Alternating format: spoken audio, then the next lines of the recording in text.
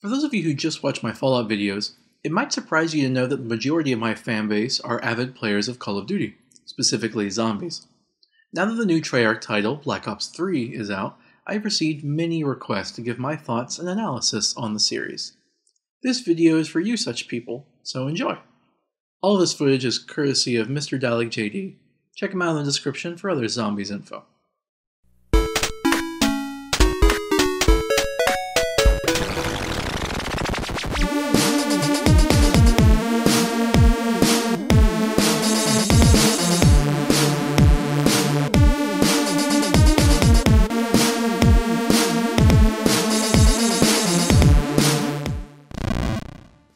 First, to answer a very common question, many of you have seen my 4-hour storyline explanation video before Activision and YouTube took it down. It is back up, by the way. Many have asked if I will do an update. Right now, I'm leaning towards yes. However, that will not be until all of the DLC are out and Black Ops 3 has finished its run cycle, so be patient. In the meantime, I figured I might make shorter videos like these to satiate you. And I'm not stopping the Fallout thing with Kira anytime soon. Next up, is the old storyline video still relevant? I'm actually quite surprised how close we came to being correct. Seriously, there's a lot of new information about the story to fill the gaps, but I'd estimate less than 5 to 10% of the old video needs rewriting. Probably the biggest thing wrong with it is which multidimensional theory we prescribed. Turns out, it isn't simply cyclical. Okay, so now for the rest of the video. I'm going to talk storyline analysis, and then I'll wrap it up at the end with my opinions. Some members of Treyarch stated in an interview that Call of Duty now runs on a unified EXE program. Essentially, this means the campaign, multiplayer, and zombies all run on the same engine now. This is good news because now zombies have literally infested every game mode now. But it is bad news for anyone who was ever hoping for a standalone zombie game. Likely never going to happen now. Black Ops 3 came with one zombie level, Shadows of Evil, along with the DLC, The Giant. Both of these maps take place in alternate universes because Zombies is now officially a full-fledged multi-dimensional series, like so many other video game series out there. I really wish I had a screenshot of it, but on my old storyline video many of you asked what I thought of the new maps would be like. I answered, an alternate timeline version of Doris. I can hardly believe I was right. Now I'm not going to list out every radio found in the game, but there's one important one to letting you know for sure that Zombies is multidimensional. Here it is. To any survivors of this realm, I am truly sorry. I wish I could offer you some words of comfort, but I cannot. It is my hope that I can rid the universe of the evil that has plagued us for so long. But in my heart, I know many more dimensions will be lost forever as we continue our journey towards peace. Forgive me. From the man himself, we know that Zombies is multidimensional, and this radio gives us the terminology. There is one universe that we are trying to save, but within it are infinite dimensions, aka realms, timelines, or planes of existence. Know that many phrases Maxis uses here are the same ones he used back in Black Ops 2. In fact, to any survivors of this realm is one of the ways Maxis greeted the survivors in transit. In fact, when triggering the fly trap in The Giant, Maxis quotes what Samantha said at the exact moment in Doris. He quotes something said in an alternate timeline. The Maxis that is in control in The Giant might not be from this timeline at all. This Maxis might be the Maxis from Buried. Remember that time Maxis destroyed a world so that he may move to another? Welcome home! The only question is what happened to Maxis and his daughter in The Giant's timeline. It could have been sent anywhere from that teleporter in space and time and may simply not be relevant anymore. Maxis does have many radios about the children being safe, so perhaps he secured Samantha and perhaps Eddie elsewhere. We have yet to find. Origins is now also explained clearly now. The events from Nocturne to Buried can be seen as one complicated arc, one timeline. The events of Origins are an alternate timeline with its own version of events. The Giant is another timeline. At the end of Origins, it turns out the four heroes didn't cease to exist, but became transient beings, kind of like the Lutesses from Bioshock. How exactly is this supposed to work is yet to be seen.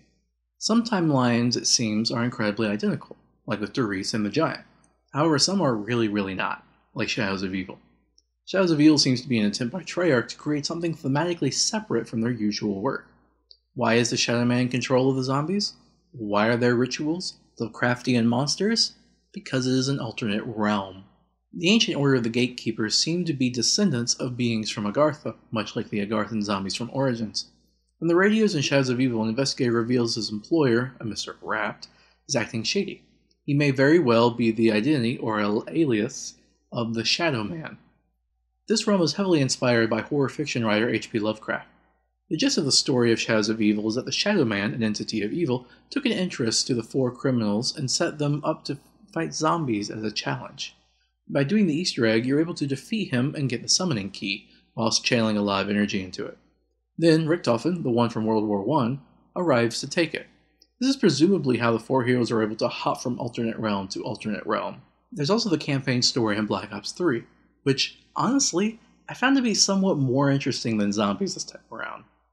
Treyarch's campaigns all represent one realm up to this point. Reznov and whatnot in World at War, Mason and stuff in Black Ops, Menendez and drones in Black Ops 2, and now Taylor and cybernetics in Black Ops 3. In the campaign, secret experiments with Nova 6 and some other chemicals on cybernetic patients leads to the creation of Corvus, an AI angry from decades of torture by America. One of the missions, Demon Within, has you go inside Hall's mind through her data chip. From within you see a village in France during World War II. This area is reused for the multiplayer level Infection. In this village are scattered zombies memorabilia, like the boxer's gloves for example. Furthermore, there's been conjecture lately that this might be where Samantha and Maxis once lived. Did I mention you have to fight zombies here to progress? Not only is Infection a virtual simulation, but so is the latest Nuketown. I suppose it was a military training simulation, where the mannequins were apparently given the enemy programming of soldiers, zombies, and weeping angels. Black Ops 3 came with the Nightmares mode that follows an alternate timeline, where the Nova 6 was paired with 115 instead. The ruler of the zombies in this realm was instead a deity called Deimos, from the realm Malum. He and his sister Dolos are based loosely on Greek gods. Deimos claims to have seen all realities, including the one with the AI, Corvus, as well as ones completely foreign, without Earth even. At the end, Dolos possesses the player, and they kill Deimos. Now, the current motivation for Richtofen and Maxis tank Nikolai and Takio is to stop an ancient evil by ensuring events go a certain way.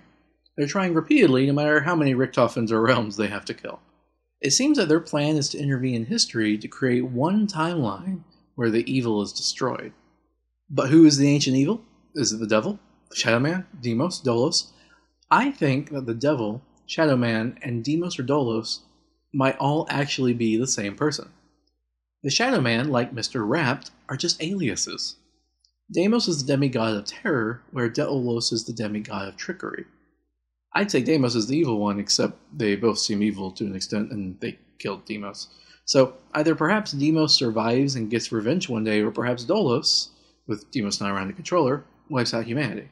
By the end of Nightmares, humanity is barely standing and about to be attacked by the entire Greek pantheon. And since Nightmares is in the far future, it makes sense that the heroes are far in the past trying to alter events. Well, it's just an idea. Also, there's the issue of Dr. Monty, his gumball machines, and liquid divinium. Quite frankly, I'm not sure who he is.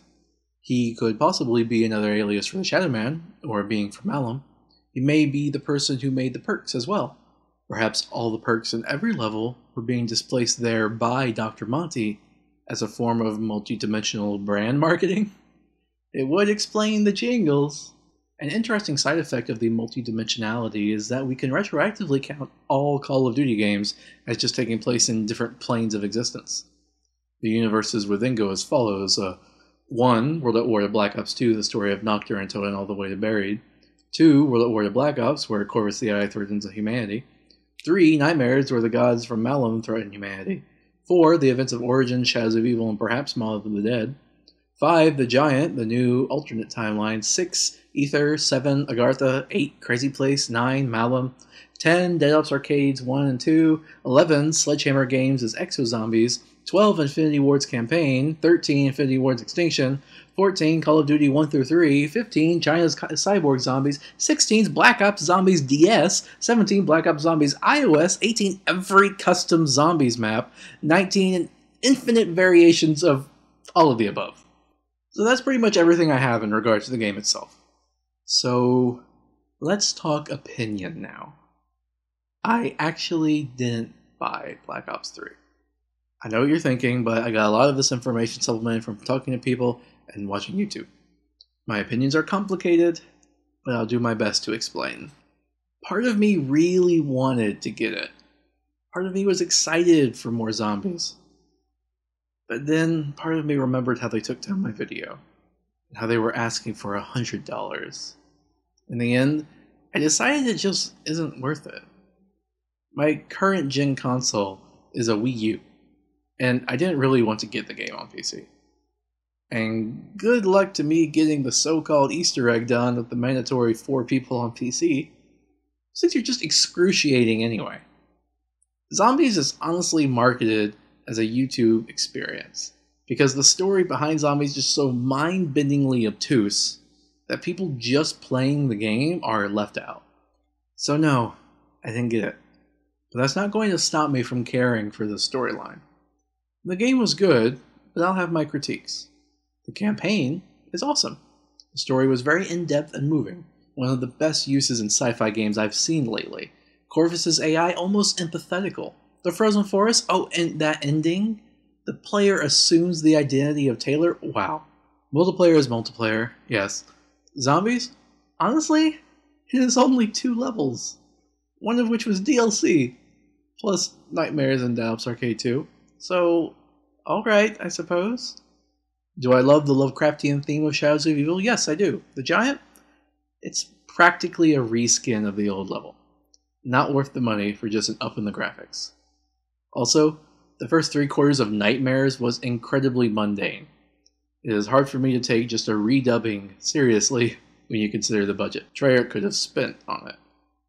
I don't want to call it amateur, because the real work was done on it, but probably less than 1% of the campaign budget. At least the ending made up for it. Also, there's something that really bugs me, and that is the marketing of women and zombies. Seriously, it is like female characters have the scarcity of gold. Really, headshots of all the guys and a chest shot of the girl. So, thanks for watching. Those are my honest opinions of the game. Please don't bash me for them. I'd still work for Treyarch or Activision in a heartbeat if given the opportunity. I'll do more of these videos for DLC, don't worry. Part of me will always love zombies for its incredibly convoluted storyline. But I just can't validate spending so much money on so few hours of non-repetitive content, when I get hundreds of hours in games like Fallout for the same price. The negative stigma of the Call of Duty community doesn't help either. Many of you guys are awesome, but there's so many people that aren't so awesome. And it can get to you. I put up with it for the convoluted storyline, but then I found out about other series that are far more progressive and more accepting, i.e. Homestuck.